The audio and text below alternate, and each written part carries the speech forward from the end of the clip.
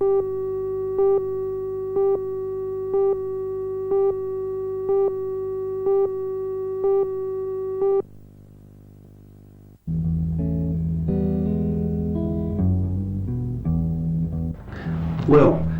you've now reached a time where you need to choose a career for the future.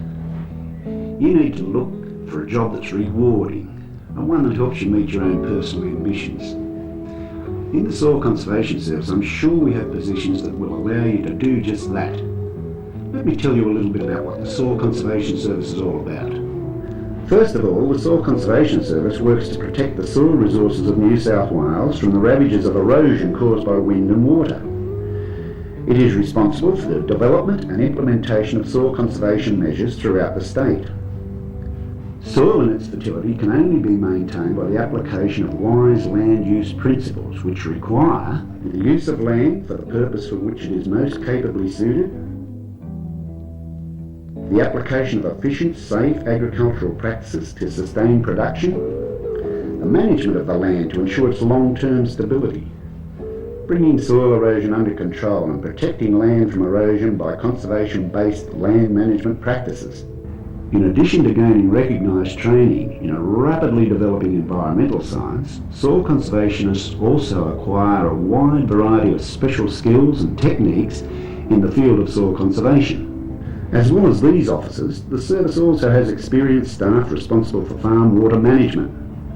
Overall, the service is represented by officers in some 67 country centres extending from the coast to the far west of the state. Under the direction of the Commissioner for Soil Conservation, these officers perform the two main functions of the service: soil conservation extension work and research projects. There are some 77,000 rural landholders in New South Wales, and although they may not always admit it, at least 50% of them have some erosion problems on their land. Soil conservationists are involved in spreading the word to those responsible for land use and advising them on the most recent improvements in conservation practices. They also supervise the application of these in the field. Farmers, graziers and other land users associated with the industrial, urban, mining and recreational development can all be provided with advice and assistance in the prevention and control of soil erosion and the development of farm, domestic and stock water supplies. The assistance traditionally provided to landholders by the Soil Conservation Service includes organising whole valley soil conservation projects where the entire community of a small catchment enters into an agreement with the service to treat erosion on a coordinated basis, providing practical yet detailed advice and assistance on the control of soil erosion and land degradation on individual landholdings. This detailed advice incorporates farm planning, bank systems, dams to control erosion, flumes and waterways, land management practices, tillage practices, strip cropping layout and tree planting to prevent erosion. It also includes hiring of specialised equipment to land users to enable soil conservation works to be constructed, administering financial assistance and subsidy schemes to assist eligible landholders to carry out essential soil conservation works, investigating particular soil degradation problems and providing practical solutions to field problems, advising on stream bank erosion control, disseminating technical and popular information on soils, land use, land capability, land degradation and soil conservation to researchers, land users, local government, other government departments and the community generally. The additional farm water supply skills are fully integrated into the service's existing framework. Soil conservationists and engineering staff visit properties to advise on soil erosion control, to assess the potential of available water supplies, to advise and, if necessary, provide detailed plans and reports on proposals that include earthworks and water reticulation, and to provide assistance to ensure maximum benefit from existing works and schemes.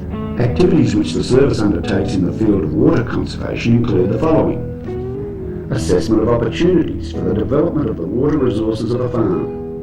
This involves the complete survey, design, supervision and construction of farm dams, including the preparation of strategies for water harvesting to tide over in a time of drought and the multi-purpose uses of on-farm water. Design and planning of farm water reticulation schemes, including bores if necessary, for stock and domestic water supply. Advice and assistance on the management and control of surface water flow on farms. including the design of soil and water conservation works ranging from waterways and flood routing to gully head stabilisation works. The integration of water conservation proposals, surface water management options and water reticulation schemes into whole farm plans. The undertaking of integrated catchment modelling to determine the most cost-effective measures to control sediment movement and provide long-term stability. An exciting new project is the Soil Conservation Service work on the beaches. Up and down the coast of New South Wales, programs are in place for the rehabilitation of our dunes and the restoration of our beaches to improve the recreational amenity. So, now you have an idea of what the Soil Conservation Service does, let's find out how it carries out its work. You've heard that soil conservationists are the spearhead of the team that provides the link between the landholder and the service.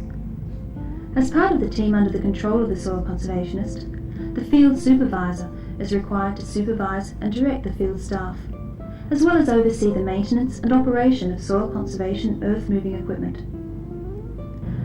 Field supervisors are usually recruited from the ranks of those Soil Conservation Service tractor drivers who have had extensive experience in the construction of soil conservation works. Tractor driver and field supervisor training courses are available to ambitious personnel. A field supervisor may be promoted to field service manager. A manager requires extensive experience in the operation of soil conservation equipment and the construction of soil conservation and erosion control works. Of course, within the service are many other specialist personnel, like cartographers, tracers, engineers, surveyors, journalists, photographers, research officers, economists, graphic artists, and laboratory technicians. Many of these people also have the skills to use computers to assist them. The most up-to-date equipment is available to help them undertake their tasks. On the administrative side, opportunities exist for typists, receptionists, stenographers, clerical assistants, clerks, and machine operators. These positions open up many career choices. You would have access to a range of promotional positions and to a variety of work, including accounting, purchasing, policy, general administration, and personnel work. In the workshops, fitters, mechanics, welders, and engineers maintain the fleet of vehicles, bulldozers, and other machinery. From time to time, apprenticeships come up in this area and provide an excellent opportunity for young people to receive the best of training and experience. As with most other employers, the Soil Conservation Service seeks to fill their vacancies with the best person for the job, so it's important that you present yourself in the best possible way, both in the initial job application and, if granted, at the subsequent interview. First of all, cut out the advertisement for the job that you have applied for and have it handy. Then ring the contact person named in the advertisement and ask questions about the duties that you would be performing. Hi, Jenny McCarthy. I was just inquiring about the job advertised. Could you please send me a statement of duties and an application form? Yes, look, we'll send them out to you right away. Thanks very much. Is there anything else you can tell me about the Soil Conservation Service? Ask the contact person if it's possible to meet and see for yourself the working environment. And while you're talking on the phone, make sure you write down all the answers to your questions. When preparing your job application, make sure you outline in sufficient detail how your experience and qualifications match up to the essential and desirable qualifications asked for in the advertisement. In some cases, you may need to attach extra pages with these details. Make sure you provide details of any temporary or voluntary work that is relevant for the job. You should also provide details of your skills and your aptitude for this position. So, you must have made a pretty good impression with your application. You've been granted an interview. Now you must get on with some careful planning and preparation for this interview.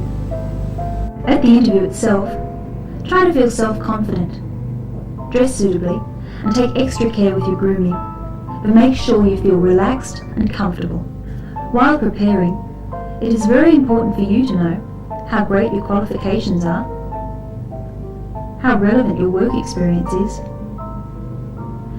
And you should be able to show that you have a keen interest in the Soil Conservation Service and in the job itself. Here are 5 tips that should assist you. Firstly, be punctual for the interview and show an appreciation for the panel's time and interest. Secondly, meet the unexpected with poise, tact and humour.